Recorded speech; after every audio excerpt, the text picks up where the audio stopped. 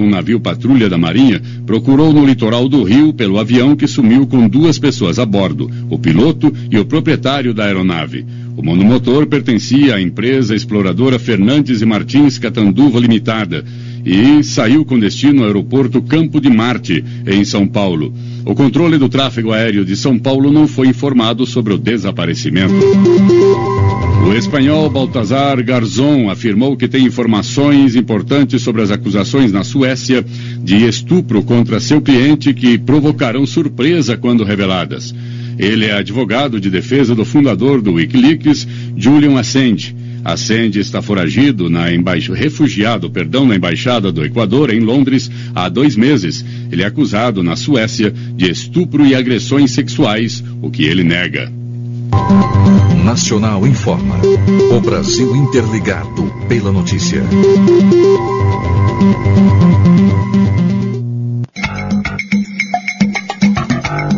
FM Universitária 96,7. ZYX 844, Rádio FM Universitária 96,7, uma emissora da Universidade Federal do Piauí. Todas as sextas, aqui na sua FM Universitária, você confere tudo que rola de melhor na cultura pop, quadrinhos, cinema e muita música. Programa Microfonia, toda sexta, 4 da tarde, aqui na FM Universitária 96,7. Não importa, não, se é pop, se é rock, se é samba, seja o que for, se é jazz, pagode, o seu estilo aonde o importante é a qualidade. Altec, alta tecnologia em estúdio. Programa Gira Poesia. Poesias, debates, entrevistas com quem faz a cultura girar pela cidade e muita música. Toda sexta-feira, às 3 horas da tarde, sua FM Universitária vai ser invadida por muita poesia, rebeldia e arte. Venha com permissão, produção, expressão, coletividade e liberdade curtir essa viagem junto com a gente, aqui na FM Universitária.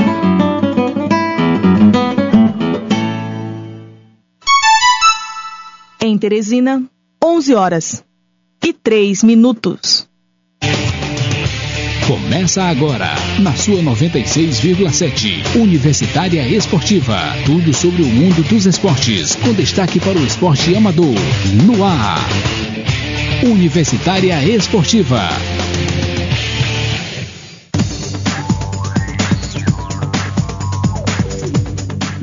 Bom dia, ouvintes! Começamos mais Universitária Esportiva, quinta-feira, 23 de agosto. Já começamos muito bem. Então, ao meu lado ela, Neila do Rego Monteiro. E ao meu lado, Emanuele Madeira.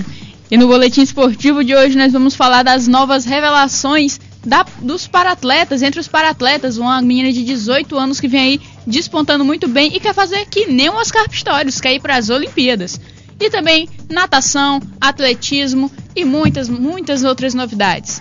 No Bola na Rede, os resultados de ontem da Copa Sul-Americana, os primeiros times classificados para a próxima fase. A gente ainda teve também Série D, teve jogo aqui em Teresina e o Comercial finalmente venceu. E que jogo, vocês vão saber daqui a pouquinho. E hoje o que não falta é jogo pela Liga Europa, no mínimo uns 30 jogos para vocês, além de ter um jogão da Supercopa da Espanha, Barcelona e Real Madrid, vocês vão saber já já. Então continue na sintonia que a Universitária Esportiva está no ar.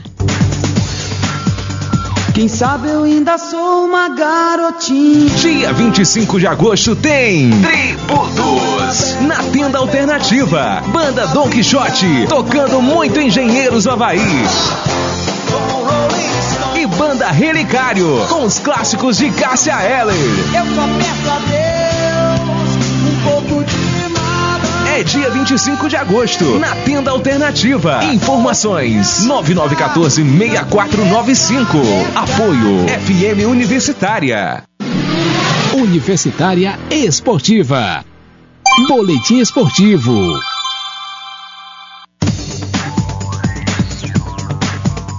Três membros da equipe paralímpica da Jordânia, que estarão nos Jogos de Londres, compareceram a um tribunal da Irlanda do Norte ontem por terem sido detidos na véspera, acusados de diversos crimes sexuais. Os envolvidos são 2 levantadores de peso, um deles bronze em Pequim em 2008, e um treinador que estavam em fase final de preparação na cidade norte-irlandesa de Antrim, nas proximidades da capital Belfast. O escândalo obrigou o rei Abdullah II da Jordânia, através de um representante do governo, a fazer com que os 3 acusados se apresentassem diante do juiz após terem pago a fiança. Os 3 detidos treinavam com o resto da delegação jordaniana em instalações na Irlanda do Norte, onde outras equipes estão encerrando a preparação para a disputa dos Jogos Paralímpicos de Londres, que começam no dia 29 de agosto. Infelizmente, eles podem ser julgados e continuar a participação nas Paralimpíadas, o que vai totalmente contra o espírito olímpico, que é sempre muito bem colocado nessas ocasiões.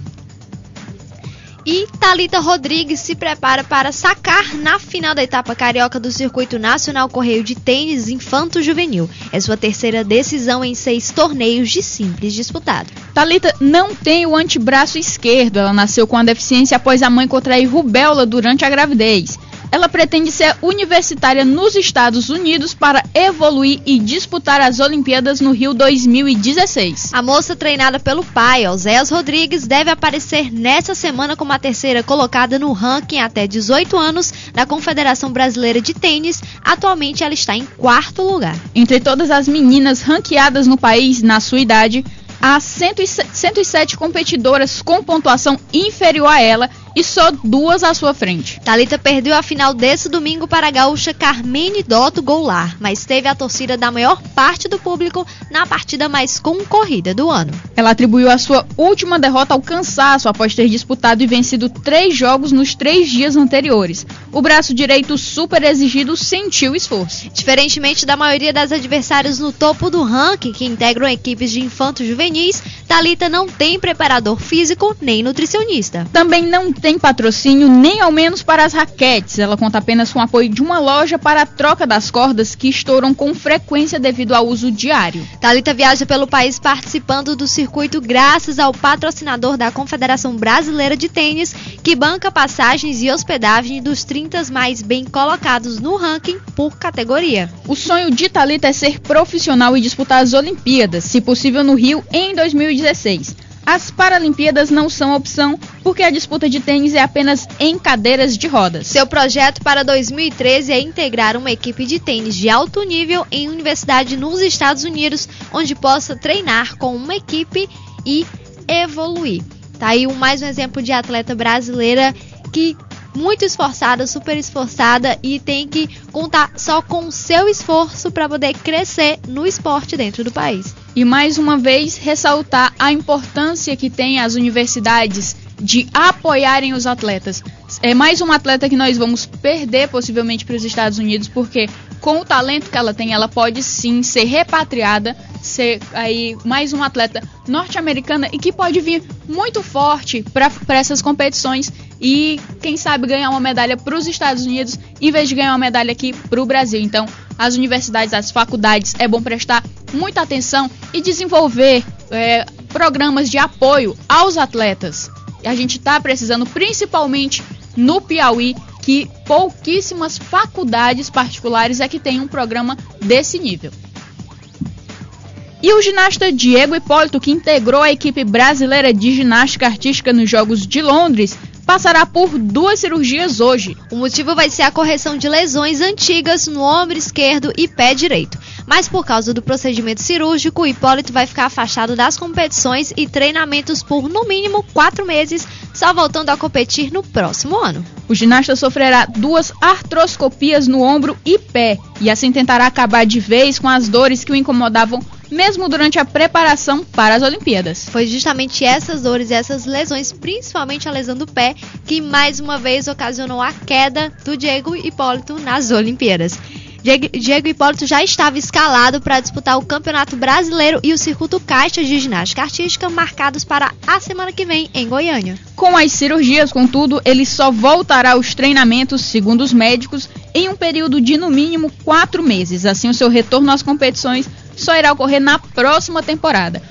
Diego, que já estava sentindo essa lesão há muito tempo, depois das Olimpíadas de Pequim passou por cirurgia, antes das Olimpíadas de Londres passou por cirurgia. Teve uma recuperação relâmpago para poder competir. Em Londres, na preparação mesmo, em Londres ele sentiu muitas dores e a queda dele mais uma vez ocasionada no salto pelas dores no pé direito, acabou mais uma vez caindo, mais uma cirurgia para ele.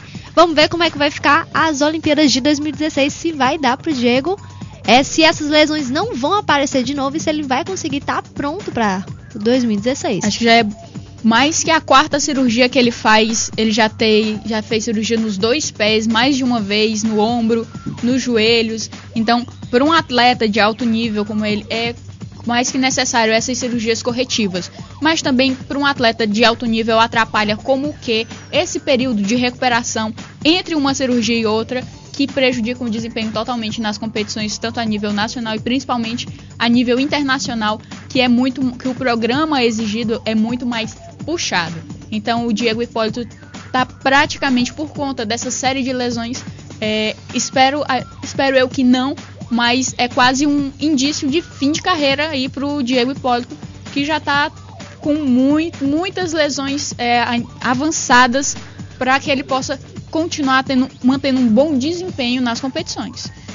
E vamos falar de atletismo. O corredor Usain Bolt confirmou ontem que vai participar de mais uma edição dos Jogos Olímpicos, abrindo a possibilidade de mais recordes nas corridas de velocidade ou uma tentativa em outros eventos. Desde o fim de Londres, surgiram especulações de que o campeão olímpico dos 100 e 200 metros rasos poderia largar o atletismo e não competir no Rio de Janeiro em 2016. A possibilidade de Bolt, também membro da equipe de revezamento 4x100 da Jamaica, que bateu o recorde mundial em Londres, trocar as provas de velocidade pelos 400 metros ou o salto em distância, tem sido debatida. O norte-americano Carl Lewis, que assim como Bolt ganhou títulos olímpicos nos 100 metros, também conquistou 4 medalhas de ouro no salto em distância, dominando o evento de Los Angeles em 84, Atlanta em 96. E o Bolt, que também compete hoje na Liga Diamantes, já deve estar competindo, tá aí, acabou Londres, mas claro, o Bolt já tá aí, correndo as pistas e sempre querendo bater mais um recorde. E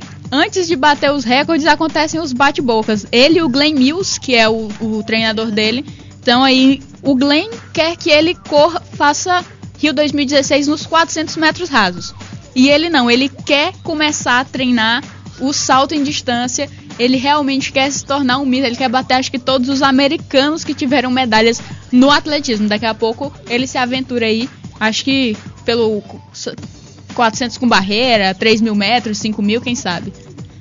E vamos falar de natação, porque mais 3 brasileiros garantiram ontem o índice para participarem do Campeonato Mundial de Natação em piscina curta em dezembro, onde acontece em Istambul, na Turquia. Felipe Lima e Felipe França vão à competição nos 100 metros peito.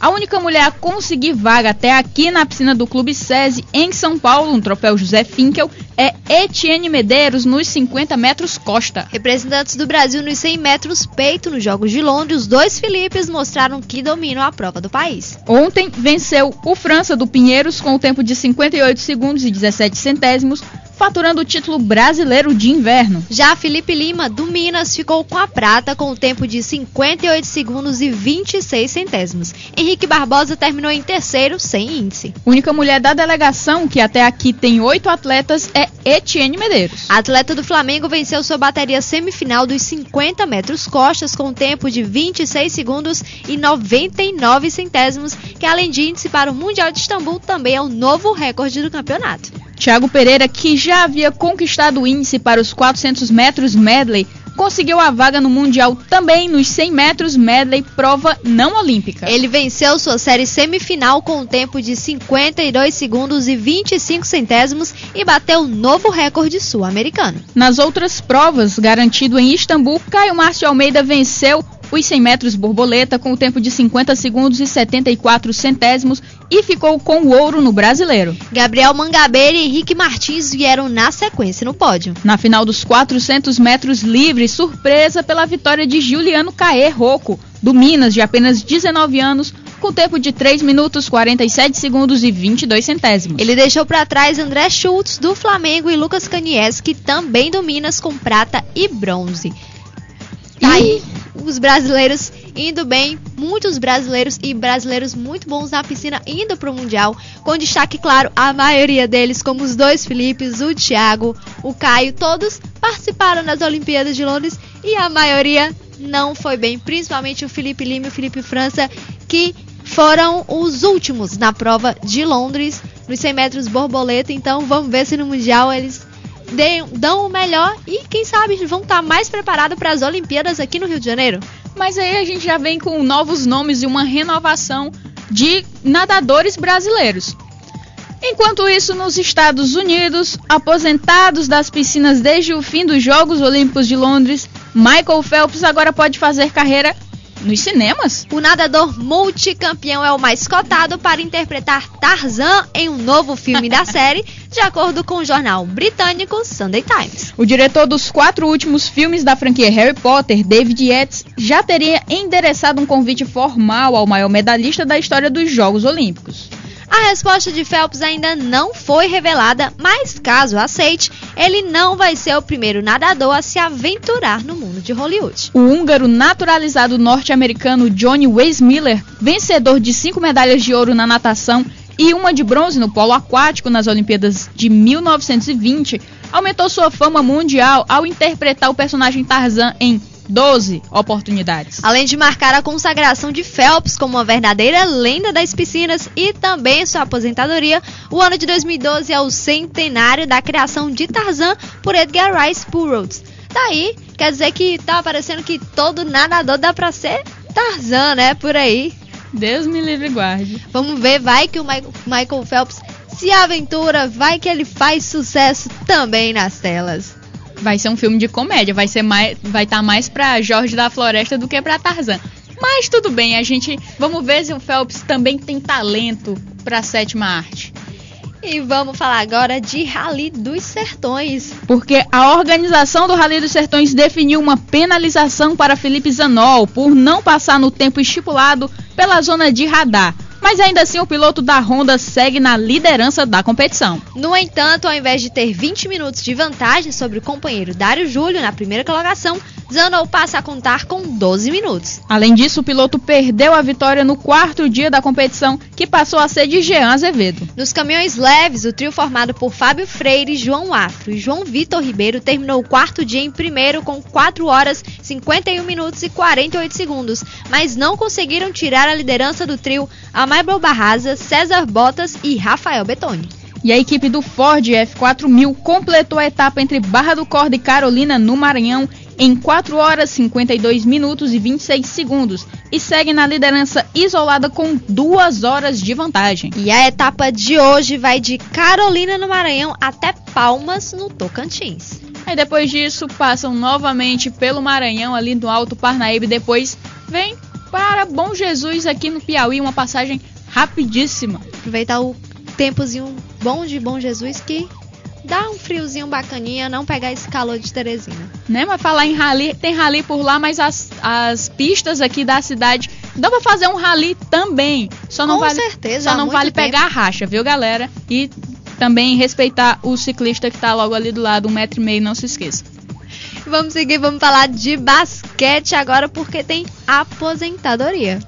E a derrota para a Argentina, que decretou a eliminação do Brasil nas quartas de final dos Jogos Olímpicos de Londres, foi a última de Marcelinho Machado com a camisa canarinho. Ontem, o alarmador do Flamengo anunciou sua despedida da seleção brasileira. 3 vezes medalhista de ouro em Jogos Pan-Americanos em 2007, 2003 e 99, bicampeão da Copa América em 2009 e 2005 E tendo disputado 4 edições de campeonato mundial de 98 a 2010, o ala carioca de 37 anos disputou 244 partidas e marcou 3.408 pontos com a camisa da seleção. Com a camisa do Flamengo, ele tem agenda cheia para a temporada 2012 e 2013. O rubro-negro vai disputar o campeonato estadual desse ano, a Liga Sul-Americana e o NBB 5. E para a modalidade seguir em alta até o evento no Rio de Janeiro em 2016, Marcelinho Huertas pede para que grande parte da equipe seja mantida, mesmo que a idade de alguns já esteja avançada. Apesar do pedido de Huertas, Marcelinho Machado, aos 37 anos, anunciou a aposentadoria.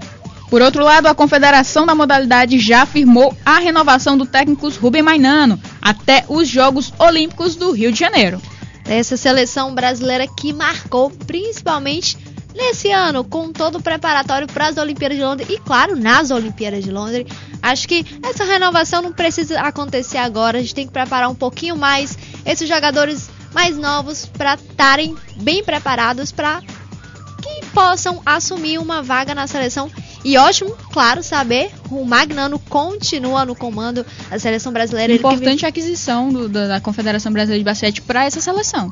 Com certeza, o Magnano que fez um excelente trabalho com esses garotos, não são nem garotos, né? Com esses meninos da seleção brasileira de basquete. Vamos ver o que vai seguir nesses anos até a próxima Olimpíada. Agora sim, a renovação não é tão de imediato, mas os garotos que já estão aí, que vieram da base pro basquete brasileiro, já foram muito bem, inclusive nessas Olimpíadas. Não me esquecer de dar uma olhada na Liga Universitária de Basquete Brasileira, que também tem alto nível, bons garotos, tem piauienses também jogando lá em Brasília. Também, claro, na NBB, que tem bons jogadores. Não são só os jogadores da NBA, os brasileiros que estão na NBA, mas também olhar para quem está jogando aqui na NBB. Agora, é bom ressaltar a campanha brasileira no basquete masculino, claro, que após 16 anos sem participar de uma Olimpíada, sem figurar muito bem no basquete mundial, a seleção brasileira ficou em 5º lugar, o que é maravilhoso, e só não foi melhor porque antes disso algumas seleções fizeram corpo mole e o Brasil terminou pegando paradas duríssimas dentro da competição. Tipo a Argentina. Mas tá valendo para o Rio 2016, a tendência é melhorar e nós esperamos que a seleção feminina de basquete também melhore para que possa chegar nas Olimpíadas de 2016, possa fazer frente a todas essas seleções que estão aí. E continuar também fazendo boa campanha que a seleção de basquete feminina sempre veio fazendo e na última temporada acabou rendendo menos do que se era esperado. Vamos seguir, vamos falar de notícia boa, vamos falar de tênis. Ricardo Melo e Leonard Kischer avançaram à segunda fase do quali para o US Open ontem e garantiram presença brasileira na etapa da competição após eliminações do país no primeiro dia. Ricardo Melo derrotou o português João Souza, o 14º cabeça de chave, por 2-1, com parciais de 6-3, 6-7 e 6-2. Na segunda rodada, o brasileiro 131 no ranking vai enfrentar o italiano Alessandro Gianesi, apenas 278 do mundo. Leonardo Kirch também precisou de 3 sets para vencer sua partida, batendo o tcheco Ivo Minar por 2-1, com parciais de 6-7, 6-3 e 6-2. O brasileiro, que disputa seu primeiro quali de Grand Slam, vai jogar contra o francês Florent Serrat, nono cabeça de chave, na próxima rodada. Os 4 outros representantes do Brasil no quali já foram eliminados. Guilherme Clesar, Thiago Alves, João Souza e Júlio Silva perderam na estreia. Tomás Bellucci e Rogério Silva, os 2 melhores brasileiros no ranking, já estão garantidos no Grand Slam. Na chave feminina, Teliana Pereira chegou a vencer um set diante da portuguesa Maria João Coeller, mas não conseguiu manter o ritmo e foi vencida por 6-3, 3-6 e 7-6. Tomás Bellucci, que acabou sendo eliminado do ATP 250 de Salem, Winston-Salem. Tá aí, Grand Slam, o Tomás Bellucci que conseguiu voltar, subir no ranking, tá na posição 40. Vamos ver se agora no Grand Slam ele consegue manter e sobe ainda mais esse ranking, sobe um pouquinho mais, pra a gente ter mais, voltar a ter brasileiros entre os 20 primeiros. Tá pertinho, só faltam 20. Estamos precisando também. E vamos falar agora de uma outra modalidade, vamos falar do rugby, porque tem Campeonato Mundial de Rugby. A comissão técnica da seleção de rugby da África do Sul confirmou hoje a escalação da equipe que vai enfrentar a Argentina no próximo sábado em Mendoza, região oeste da Argentina. A partida de volta da primeira rodada do The Rugby Championship será transmitida ao vivo pelo canal ESPN+, a partir das 16h05. Os Springboks, apelidos da seleção sul-africana, venceram a Argentina na partida de estreia no sábado passado por 27-6.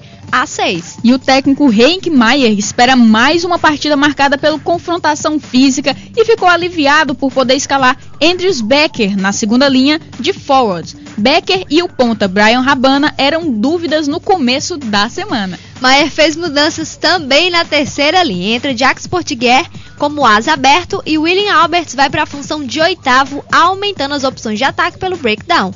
Keegan Daniel fica como opção no banco de reservas. E também tem os All Blacks, que também entrarão em campo no próximo sábado, no dia 25, às 5h35 da manhã, para enfrentar a Austrália na partida de volta do The Rugby Championship, com uma alteração em relação à equipe titular, que venceu a mesma Austrália por 27-19 em Sydney no sábado passado. A partida vai ser disputada no estádio Eden Park em Auckland, na Nova Zelândia, palco da final da Copa do Mundo de 2011, e vai ser transmitido pela ESPN+, em VT no sábado às 18 horas. Ou seja, não é ao vivo como algumas emissoras fazem por aí. A única alteração feita pelo técnico Steve Hansen é a entrada de Wade Crockter na primeira linha no lugar do experiente Tony Woodcock, que lesionou uma costela na vitória da semana passada. E vamos falar de pentatlo. Esporte pouco conhecido e difundido no Brasil, o pentatlo moderno ganhou espaço nos noticiários nacionais nas últimas semanas devido à conquista da medalha de bronze da pernambucana Yane Marques. Yane, que foi formada pelo programa Penta Jovem, promovido pela Confederação Brasileira da Modalidade. É muito trava-língua nesse boletim de hoje. Com certeza. O Penta Jovem foi implementado primeiramente nas cidades de Recife, em Pernambuco, e do Rio de Janeiro, pelas federações locais, e possibilitou um aumento de quase 6 vezes na participação de atletas em competições nacionais entre os anos de 2008 e 2011. O sucesso do programa nas duas primeiras cidades, que além da também medalhista olímpica Yane Marques, conta com um número crescente de jovens aderindo ao esporte, de fazer com que o Penta Jovem seja expandido para outras regiões brasileiras. No entanto, para isso é preciso que as cidades já tem uma pré-estrutura para receber o pentatlo, ou seja, é preciso uma piscina, é preciso uma pista de atletismo que já deu muito o que falar. E já falando nisso, ontem, pelo Twitter novamente, a deputada federal Iracema Portela voltou a falar da pista de atletismo que era para ser instalada na Universidade Federal aqui no setor de esportes. No entanto, como não houve uma sinalização tão positiva por conta de querer um projeto maior para o setor de esportes, que nós ainda estamos esperando, a pista provavelmente seja construída na UESP e já tem toda a sinalização positiva. Inclusive, segundo a deputada Iracema Portela, o pessoal da UESP já vai mandar o projeto, já vai encaminhar o projeto ao Ministério dos Esportes. E vamos falar de vôlei, porque a Confederação Brasileira de Vôlei anunciou ontem a modificação do formato do Circuito Banco do Brasil de Vôlei de Praia, a tradicional competição nacional que acontece há 21 anos no país. A partir dessa temporada, a competição será disputada entre o mês de setembro de um ano e abril do ano seguinte no formato europeu. A modificação aconteceu para ajustar o calendário nacional ao do Circuito Mundial, principal competição anual organizada pela Federação Internacional. A primeira etapa da temporada 2012-2013 acontecerá na cidade de Cuiabá, no Mato Grosso, entre os dias 13 e 16 de setembro. A competição vai ter ainda outros 9 torneios, 5 até o fim de 2012 e 4 entre janeiro e abril de 2013. E uma última informação, está acontecendo agora uma reunião lá na Fundesp do pessoal do judô, para ver se eles vão, do judô sub-23, para que os atletas, o Stanley, o Stael, o Fabrício, para ver se eles conseguem a passagem de avião para poder competir.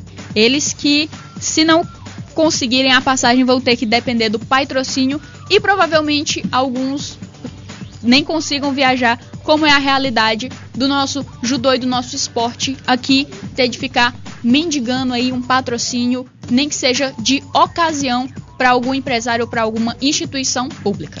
Lembrando que amanhã começam os Jogos Universitários Piauienses. A gente traz toda a tabelinha para vocês dos jogos do final de semana para vocês acompanharem. Não deixem de acompanhar, porque temos boas equipes dentro das faculdades e universidades aqui do Piauí. Universidade Esportiva volta já!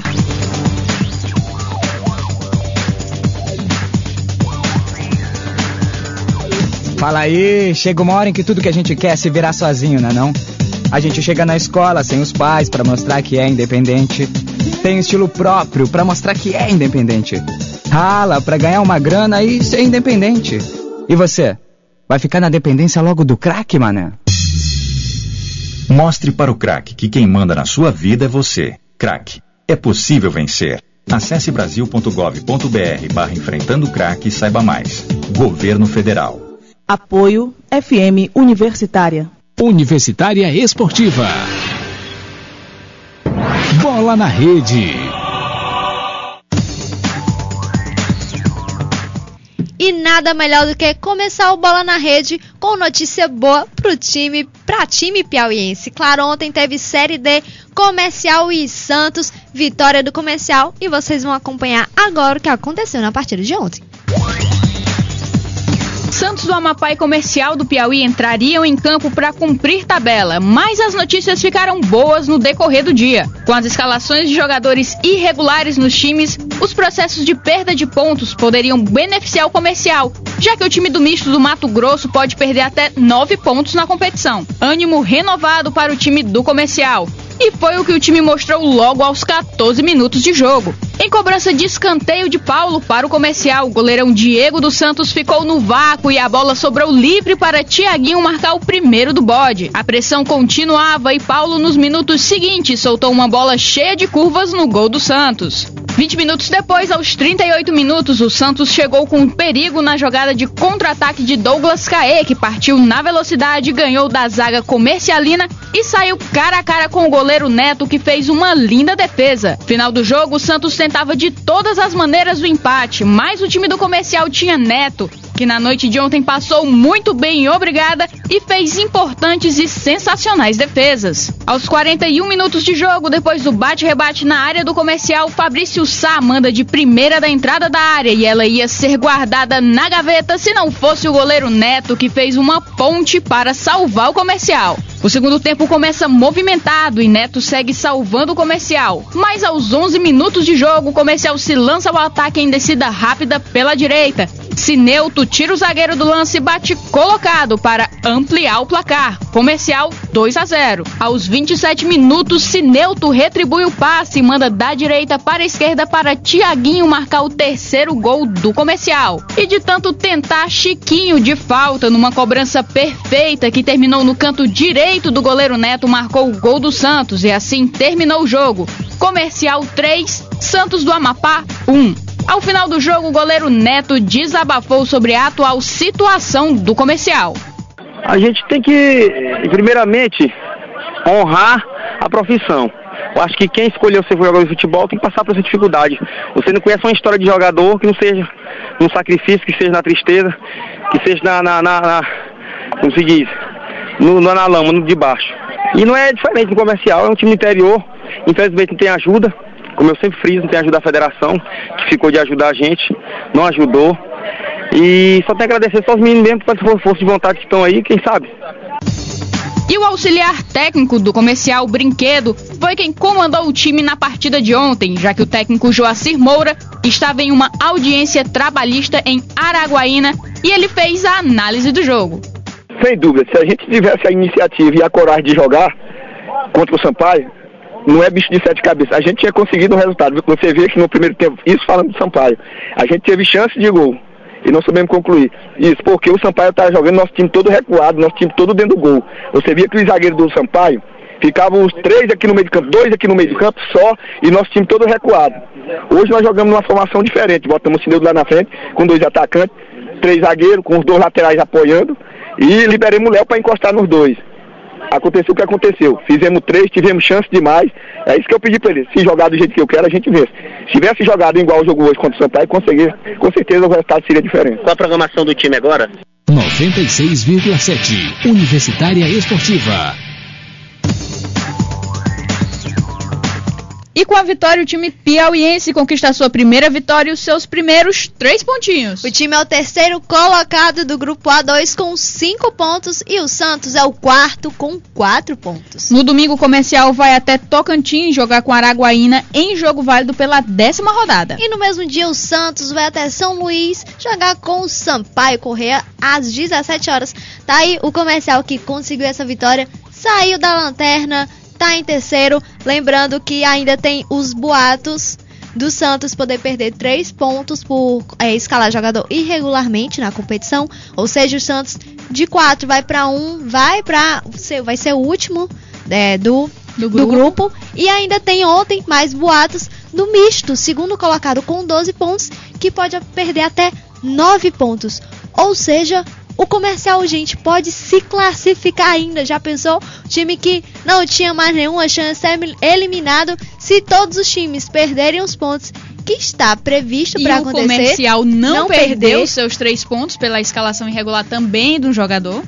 Tá aí, o Comercial pode se classificar, então vamos esperar. O Comercial que jogou muito bem ontem. Os jogadores foram excelentes em campo, mas jogaram muito bem. Há muito tempo que não se viu o Comercial jogar com tanta garra. Novamente os jogadores vibrando, tirando as bolas de perigo, afastando todo o perigo, o goleiro Neto e o Thiaguinho, que foram realmente os destaques da partida do Neto. Se não fosse o goleirão, que já está sendo sondado pelo próprio Santos, o Comercial poderia ter saído com um resultado negativo dessa partida. Mas quase que o Neto dá 2 gols com possibilidades de frango, mas ele conseguiu segurar a bola. Bom jogo ontem, o Comercial jogou muito bem. O time do Santos também jogou muito bem, mas não deu pro Santos no primeiro jogo, que o Comercial empatou lá no Macapá em 1-1. Vamos esperar agora o próximo jogo. E ainda falando de futebol piauiense, tem novidade no comando do Piauí. Tem técnico novo no comando do Piauí, na verdade. O Marcão caiu.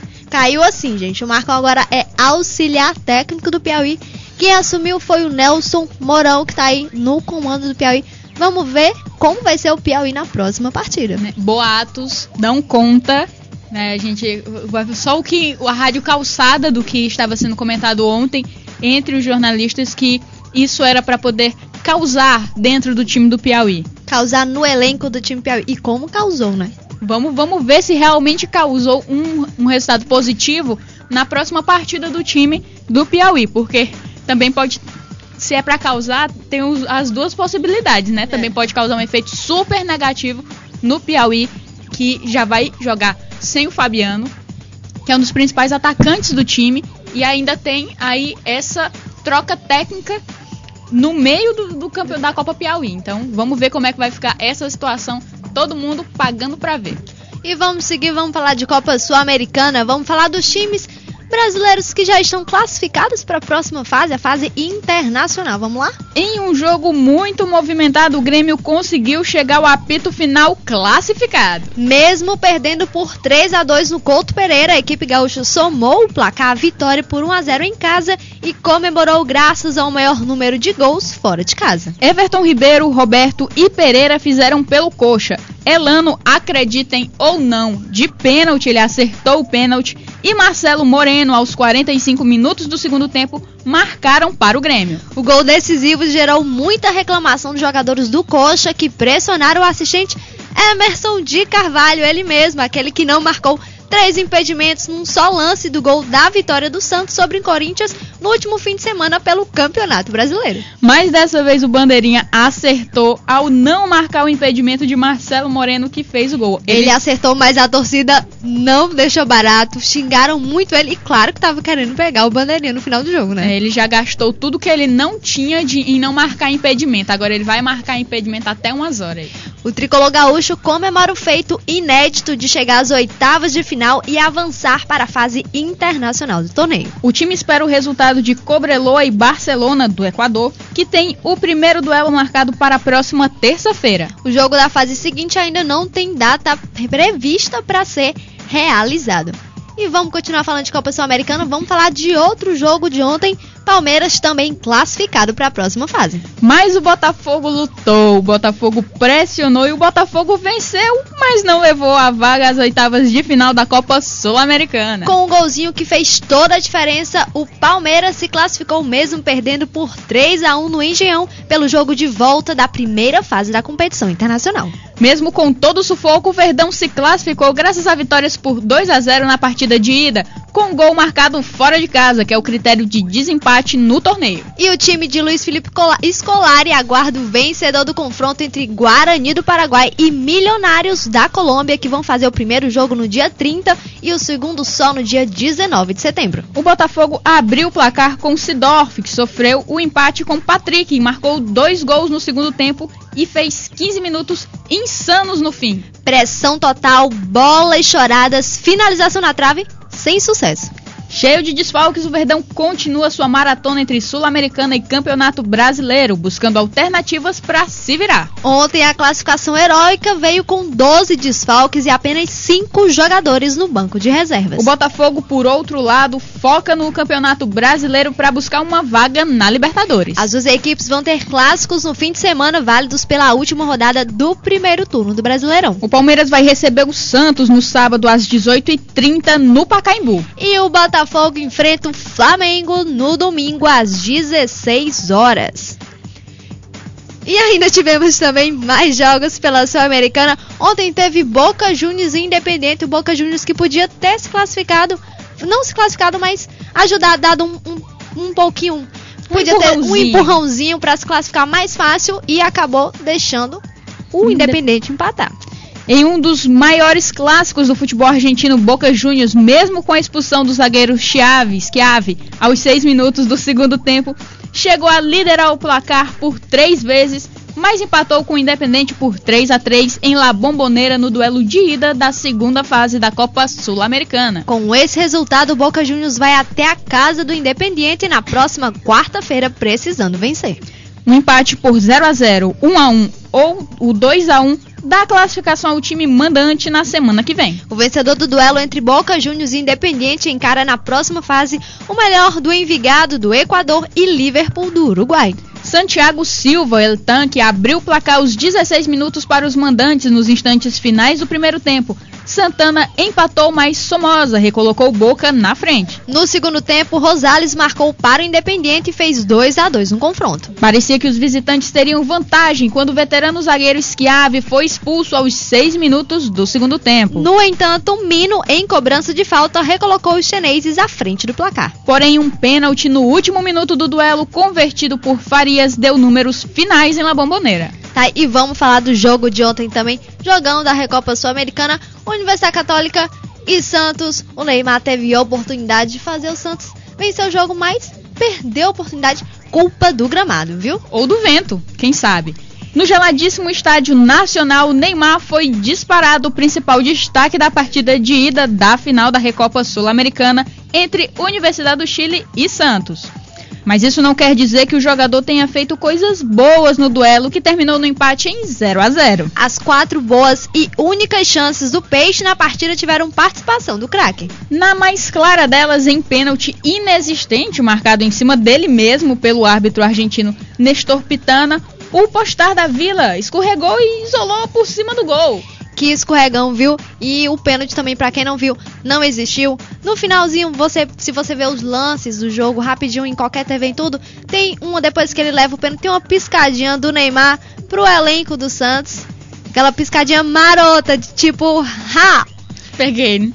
E o que ele isolou essa bola, gente, foi incrível. E que escorregão, viu? Castigo! Quem foi que mandou ele cavar um pênalti? Com o erro, o jejum de gols longe do país pelo Alvinegro permaneceu em vigor nesse ano e agora são 5 jogos. Já o Laú também teve ótimas chances de chegar ao gol, mas também não soube aproveitar. O centroavante Gutierrez e o bom volante Araguins, destaque do time chileno, tiveram as melhores oportunidades sem sucesso. O empate com gosto estranho para os dois lados deixa tudo aberto para o próximo embate entre as duas equipes, marcado para o dia 26 de setembro, às 22 horas, no Pacaembu. Em caso de novo empate, vai haver prorrogação. Persistindo a igualdade, o título da Recopa vai ser decidido nos pênaltis. Agora o Santos tem o clássico contra o Palmeiras nesse sábado, também no Pacaembu, enquanto a Universidade do Chile enfrenta o União Espanhola no mesmo dia pelo torneio Clausura fora de casa. Neymar que tá precisando fazer gol pelo Santos, né? Já tá na hora,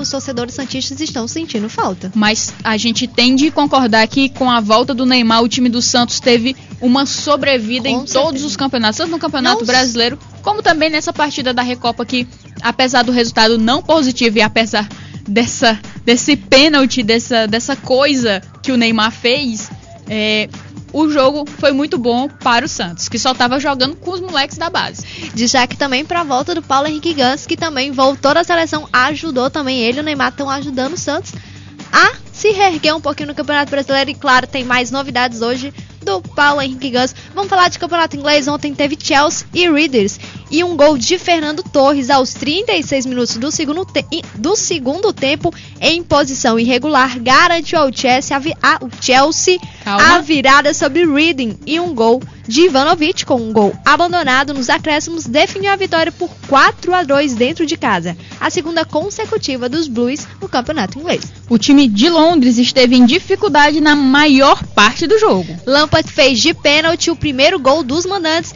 e Progniak e Gutierrez colocaram os visitantes na frente de forma surpreendente ainda no primeiro tempo. O Chelsea só foi empatar os 24 da etapa final, quando Cahill deixou tudo igual em chute de fora da área, que contou com a falha do goleiro Federici. Impedido, Torres completou para a rede de toque de Ashley Cole minutos depois. No desespero, o goleiro do Reading foi para a área tentar o empate no último lance da partida e pagou caríssimo por isso.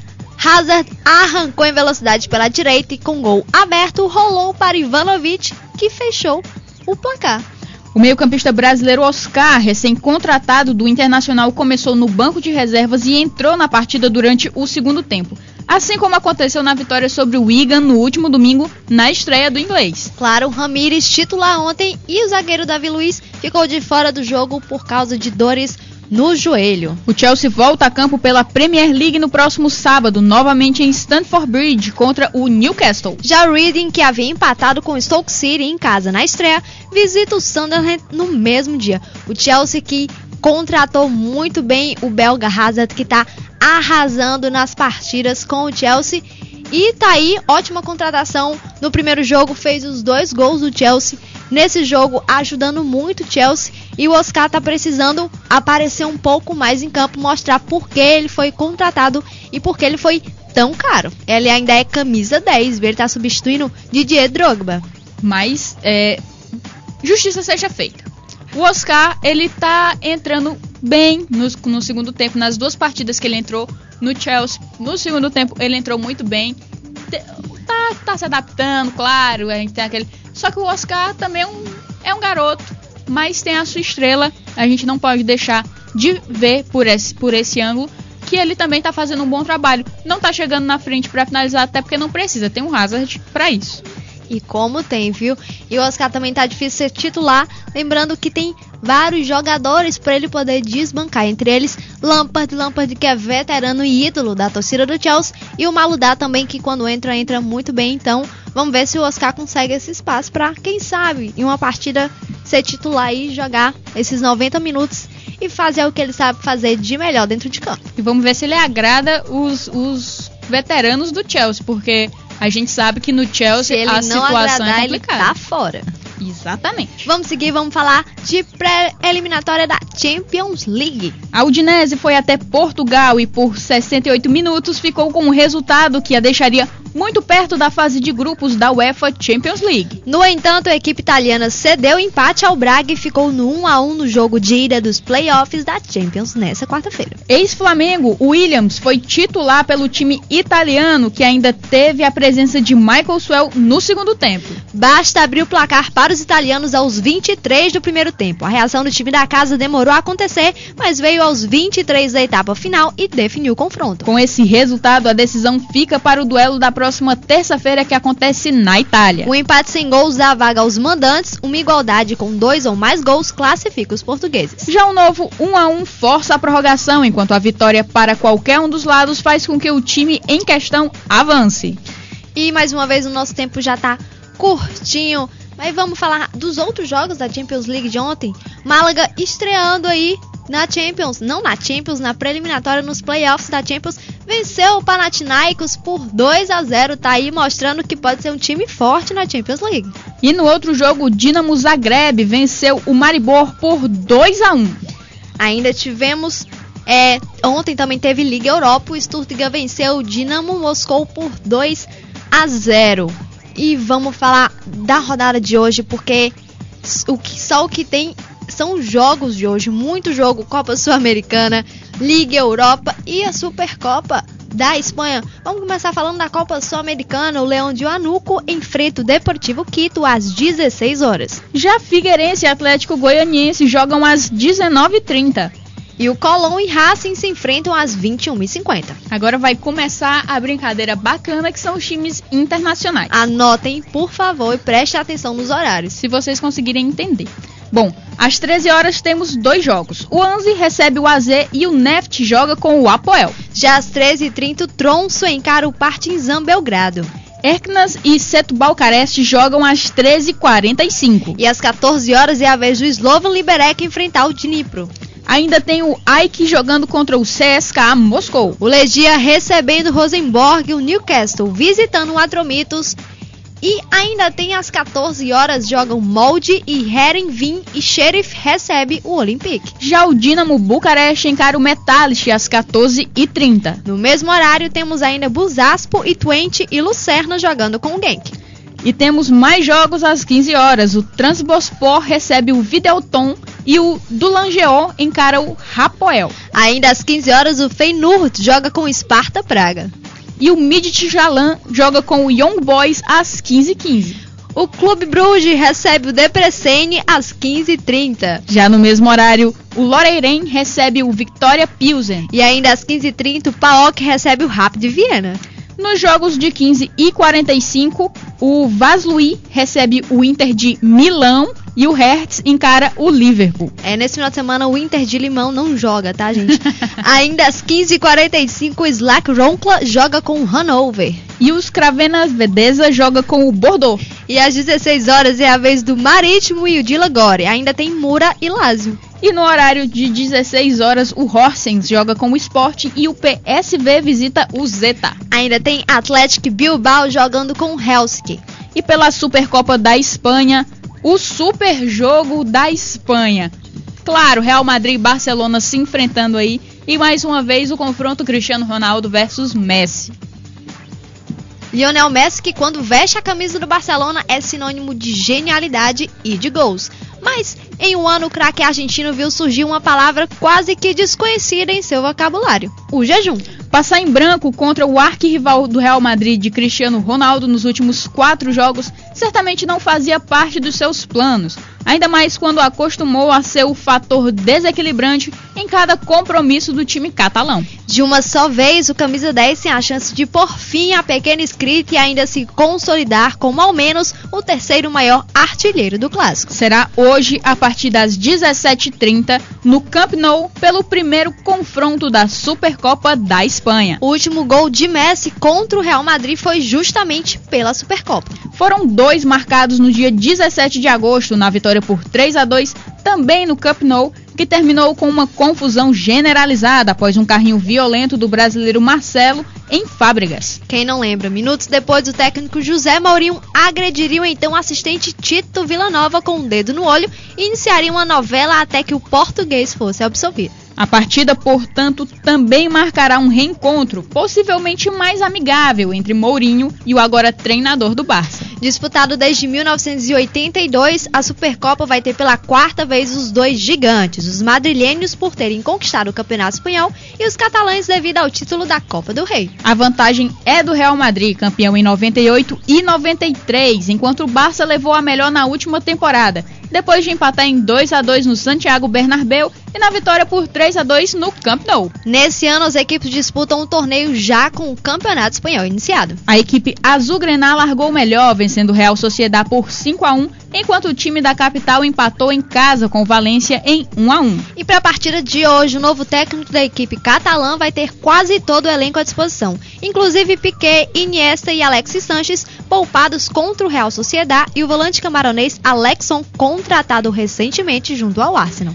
Com opções, o técnico tem algumas dúvidas, principalmente para montar o miolo da zaga, porque pode ser ocupado pelos habituais Puyol e Piqué, mas que também pode ter a presença do Mascherano e Song, ao lado de um dos dois espanhóis. Do meio para frente, Busquets, Xavi, Iniesta e Messi têm lugares cativos. Resta saber os dois comandantes de ataque, Fábregas, Pedro, Sanches e Vidia disputam a posição. Real Madrid, que começa a temporada com poucas novidades no elenco, o próprio José Mourinho já admitiu que não se importa de repetir o roteiro recente, ou seja, perder a Supercopa e depois conquistar o Campeonato Espanhol.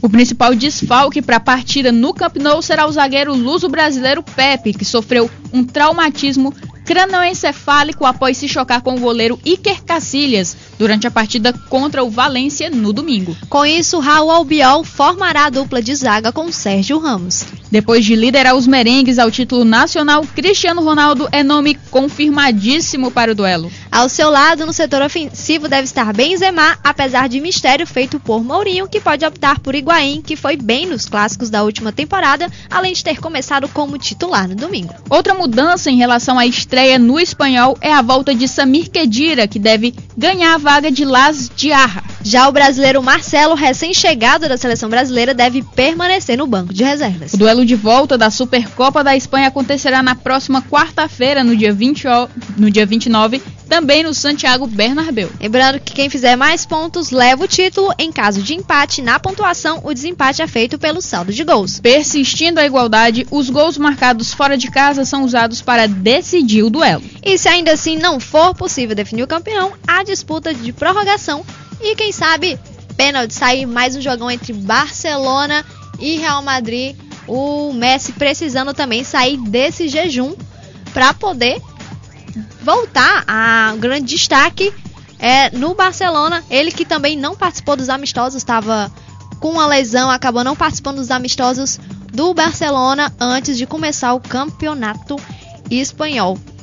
Os últimos minutinhos, vamos falar do Adriano rapidinho. O Adriano que foi apresentado ontem ao Flamengo. E o Globo Esporte fez uma análise de quanto a diretoria do Flamengo diz que o Adriano precisa de um mês para estar nos gramados. E o Globo Esporte disse que o Adriano, claro, precisa perder muito peso. Tem que estar pesando no mínimo uns 95 quilos. A gente tem que lembrar de todo o histórico do Adriano no Corinthians. Ele que tem que seguir regra de nutricionista e principalmente deixar as baladas de lado, porque bebida alcoólica também não vai combinar para que ele volte à forma. Ou pode ser que nem um grande rapaz aqui do comercial, que segundo o auxiliar ali, que tá ficando no banco de reserva, foi conversar com a gente, disse que depois que ele bebia, ele jogava melhor do que se ele jogasse sóbrio. Com certeza, depende na visão dele. E ainda falando de novidade, Santos continua a novela Paulo Henrique Ganso. São Paulo quer, o Santos disse que não liberava por um valor mínimo. E agora, qual é a novidade? O presidente do Santos disse que não quer vender o Paulo Henrique Ganso, que o Paulo Henrique Ganso vai continuar no Santos, que ele não está à venda. Situação complicada, ele não sabe se quer manter o jogador, se não quer, se o jogador vai servir ou não. Vamos ver como é que vai acabar essa novela. O São Paulo que já disse que vai continuar tentando levar o Paulo Henrique Ganso. E o Flamengo também tá na disputa, hein? O Flamengo diz que tá, né? Como diz Jorge André, ver como é que vai ficar a disputa e se realmente vai ter o império do Pato Manco. Lembrando também, gente, que hoje tem convocação da seleção brasileira para os próximos amistosos. Hoje, às 14h30, Mano Menezes convocando mais jogadores, provavelmente a mesma base dos últimos jogos. Vamos ver se ele muda um pouquinho os goleiros, porque a gente tá precisando mudar um pouquinho, né? E por hoje é só. Mas se você tiver alguma sugestão, quiser mandar alguma pauta, quiser falar com o pessoal aqui da FM Universitária, liga pra gente no 3237-1619. Repetindo, 3237-1619. E você também pode entrar em contato com a produção, a equipe do Universitária Esportiva, pelo nosso e-mail. Anotem, universitariaesportiva@hotmail.com, universitariaesportiva@hotmail.com. E se você quiser escutar a programação online completa da FM Universitária, você acessa o nosso site, www.universitariaesportiva.com.br. E é isso, o Universitária Esportiva de hoje chegou ao fim, um programa apresentado por Emanuele Madeira e Neila do Rego Monteiro, programa que é uma realização da FM Universitária 96,7. Direção-geral do professor Paulo Vilhena, trabalhos técnicos de Ricardo Souza e produção de Naira Macedo. Amanhã, às 11 horas, estaremos de volta na FM Universitária 96,7, então sintonize. Muito obrigada pela companhia e continuem com a nossa programação. Você ouviu Universitária Esportiva. Obrigado pela audiência e continue na nossa programação.